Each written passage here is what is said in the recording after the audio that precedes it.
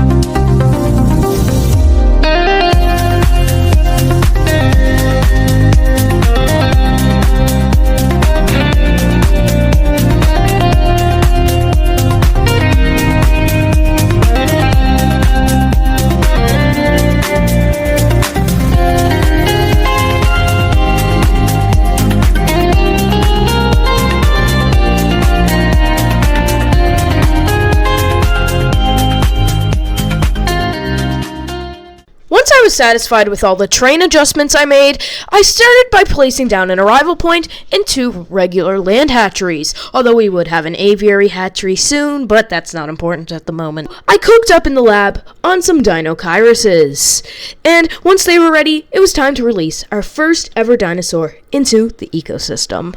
I also cooked up on some Spinoceratops. Now you might be wondering, what the heck? And that's what I'm thinking. Because the Spinoceratops is a combination between Spinosaurus and Sinoceratops. These abominations were made by Manticore in presumably 2016 or 2015 maybe. And they're abominations, but they got settled into the ecosystem quite nicely. But I was soon distracted by some Dinosaurs fighting.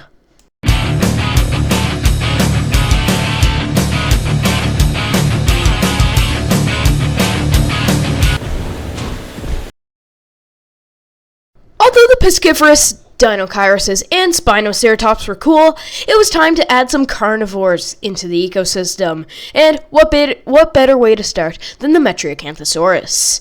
These are seriously not to be messed with. I also started on some Therizinosaurus, which would be a welcomed ecosystem addition. But before the Therizinosaurus could release, I was distracted by the birth of 2 baby Dinosaurs. Aren't they cute? They're kind of ugly, not gonna lie. And once the Therizinosaurs were released into the ecosystem, they immediately started fighting. What else is new?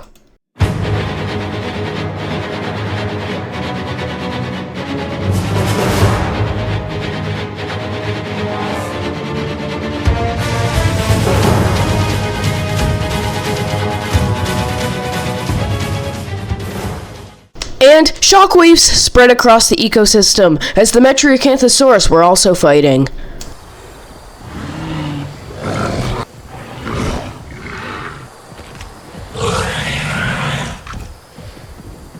And this shockwave spread to the nearby Spinoceratops, who were apparently also fighting.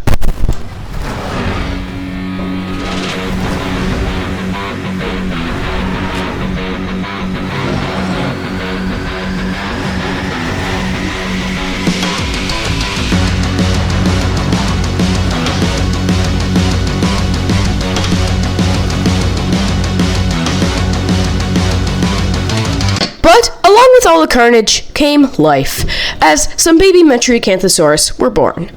Okay, these ones are actually cute. Metriacanthosaurus to the park.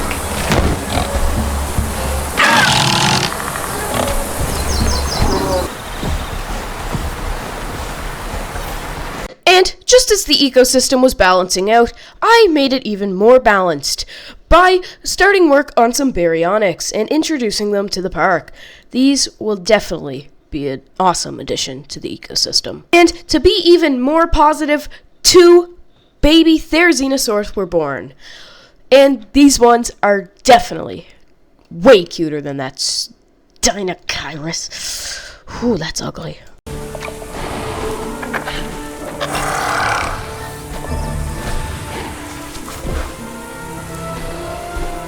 But it was time to get up from land a little bit and chase into the skies, where I would place down an aviary, place a flying reptile nest inside, and destroy the aviary, because that's the only way you can get a flying reptile nest in this game. But after that, I placed down an aviary for permanent use this time, and placed down an aviary hatchery, and started work on some Tropionathus. These would be a welcomed addition to the ecosystem. I also cooked up on some Quetzalcoatlus, because these guys are the biggest flying reptile ever discovered. I think. So, these would be the king and queen of the ecosystem. But moving away from the flying reptiles for now, I checked in on our baryonyx, and they were getting settled into the ecosystem quite nicely as I watched this one go for a swim and catch some fish. But enough stalling. It was time to release the Quetzalcoatluses into the ecosystem, who I named King and Queen. Our Tropionathus were getting settled into the ecosystem quite nicely as I watched these ones go for a fly around the area. But with the Quetzalcoatluses around, will they be able to survive? But moving away from the pterosaurs, I was distracted by the birth of 2 baby baryonyxes. Aren't they cute? They're actually kind of ugly. But speaking of piscivores, it was time to add yet another dinosaur into the ecosystem, and this would be the largest one yet. Welcome, the Spinosaurus. These 2 piscivores wouldn't really cause much of a fuss to the other dinosaurs, but they'd still be there, and a menacing threat to look out for. But moving away from the piscivores and back to the pterosaurs, I was distracted by the birth of 2 baby Tropionathuses. But the threats do not stop, as I started work on 2 Tyrannosaurus Rex. These would be menacing, and I named them both Roxy and Bull.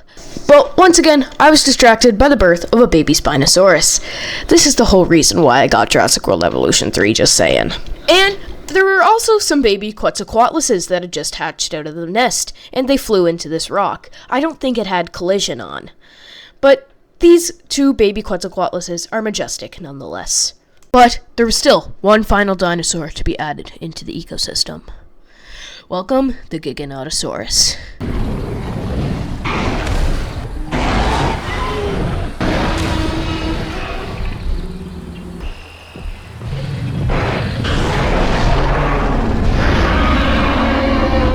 And that is going to be it for today's ecosystem video. Thank you guys so much for watching, and we truly helped life find a way. And hey, there's a baby T-Rex. I never told you guys about that. But I think it's successfully available to say that we helped life find a way today in so many ways. But there is still one final thing we need to end off with. 2 baby Giganotosaurus. This is the ending of today's video. Anyways, thank you guys so much for watching. Make sure to comment, like, and subscribe if you enjoyed at any moment, and I'll see you guys in the next one. Bye-bye.